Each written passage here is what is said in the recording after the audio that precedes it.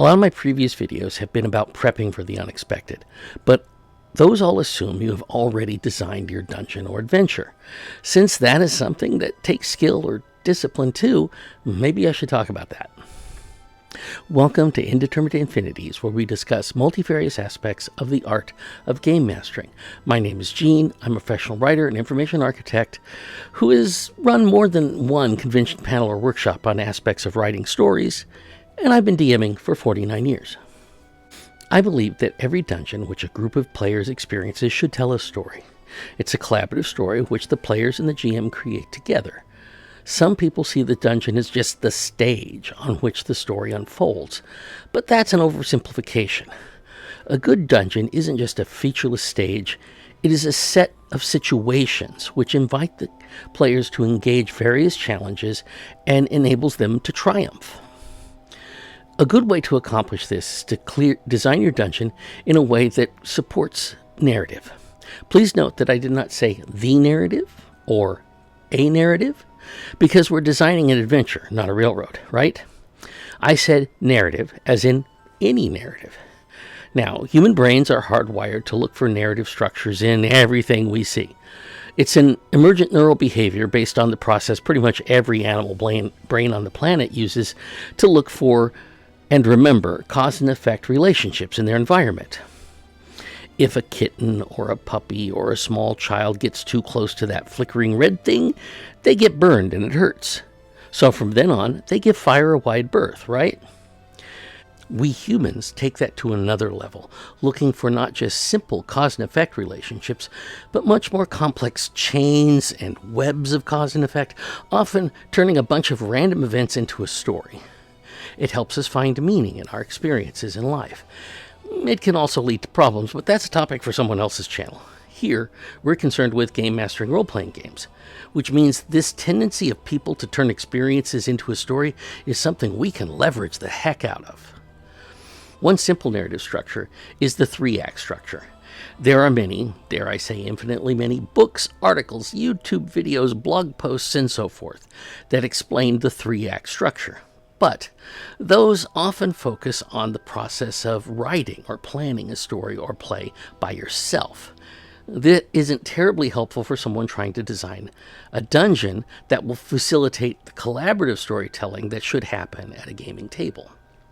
I have my own definition of the 3-act structure that I use when designing a dungeon: the hook, the struggles, the confluence.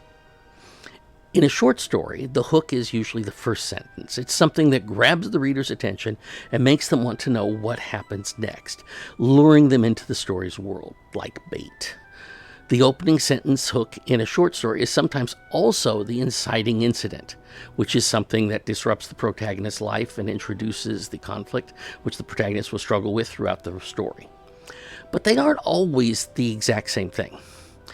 In stories and plays, the first act includes showing the reader or audience what the world of our protagonist was like before the inciting incident, which disrupted everything. To me, these components are all necessary parts of the opening and serve that same purpose of pulling the reader in. Maybe because I spent so much of my youth fishing in small creeks and streams, I always think of the hook as specifically a fishing hook with a big fat wiggling worm on it that you, as an author or DM, are dragging through the water to entice a hungry fish.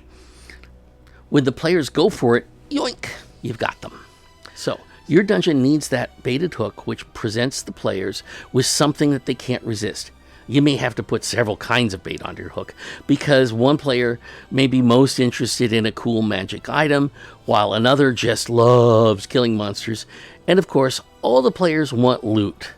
So some indication that things like that are to be found inside are all important to the hook. If you know your players, you may know other things that some of them find irresistible. An astute listener may have deduced from the way I'm describing the first act that dungeon design is more than just the map of the actual place plus the encounters and traps therein. If a dungeon embodies a potential narrative structure, which begins with a hook, the clues and other information which lead the characters to the location outside the dungeon are also part of the dungeon. And you astute listeners are correct. I call the second act of a 3-act structure the struggle, or struggles, plural. For dungeon design, you might conclude that this refers to monsters and traps and puzzles one finds inside. And it does, but to be a great GM, you can't just think of the player character's struggles. If you have monsters in your dungeon, you as the DM must spend a bit of time thinking of what the monster's narrative is. Stop and think of the monster as a protagonist. What are their motives? Why are they here? What do they value? This is also the process of how you turn a monster from a mindless damage machine into a potential epic adversary. So when I say the second act of a 3-act narrative is about the struggles, plural, I don't just mean that the protagonist should face more than one challenge. I also mean that the antagonist or villains should fight just as hard for what they want as the protagonist does. And it isn't just the monsters the players will encounter you need to think about in this way. If your dungeon is a long-lost tomb of an infamous evil priest from centuries past, for example, who built the tomb? Why did they build it in this location? What I'm saying is, don't just think of any of the puzzles and traps put in the dungeon as challenges for your players. Think about who put them there and why they did it. They didn't want the tomb raiders to get in there and desecrate the priest, obviously. But what sorts of raiders did they think they were most likely to try? Which things might they be willing to sacrifice to protect the most important valuable relics? The builder of the tomb may be long dead, but they are still a character in the narrative who struggles against the players. That means that the physical design of your dungeon should be thought of as another character in your story. The players want to beat the monsters, find the loot, maybe earn a reward. Maybe part of your hook was that the pretty young barmaid the PC fighter tried to flirt with back in the first act, and she tearfully told him about her brother who was dragged away by monsters in the night. So that fighter may be hoping to get a very non-monetary reward from the barmaid if the players can bring the brother back safe, right?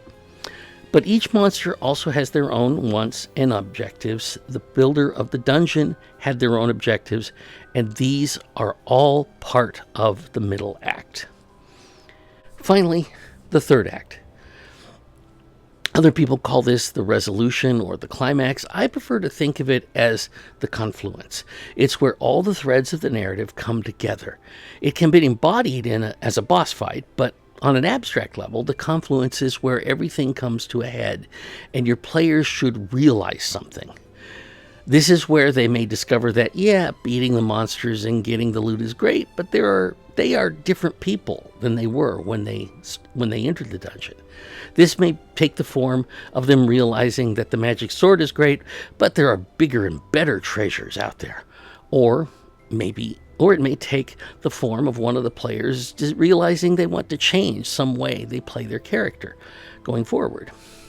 You're not running a railroad, so you shouldn't plan what these exact outcomes are. Instead, you need to design the dungeon or adventure so there's a space and time at the end for the players to react to what they just experienced. There should be some clues or reveals to pique the player's interest in going on to the next adventure. Now, I haven't given you a step-by-step process for designing a dungeon. Understanding narrative structures and ways that those structures can apply to dungeon design is just a prerequisite. There will be more videos to come with specifics, but I believe if you want to elevate your dungeons to greatness, it's imperative that you understand these narrative structure concepts. The late Ursula K. Le Guin, a science fiction author who in 2003 was named a Grandmaster by the Science Fiction and Fantasy Writers Association, once taught a 5-day workshop, which, in 1998, she turned into a book on how to master storytelling skills called Steering the Craft. In 2015, she rewrote it entirely, and it was republished with the updated subtitle, A 21st Century Guide to Sailing the Sea of Story, in which, among other things, she said, "I like my image of steering the craft, but in fact, the story boat is a magic one. It knows its course. The job of the person at the helm is to help it find its own way to wherever it's going. You have the helm. Thanks for watching. If you enjoyed this video, please click the thumbs up button and or consider sharing. Click subscribe to be notified when new videos are uploaded. If you have any thoughts on this topic, leave them in the comments below. Until next time, keep dreaming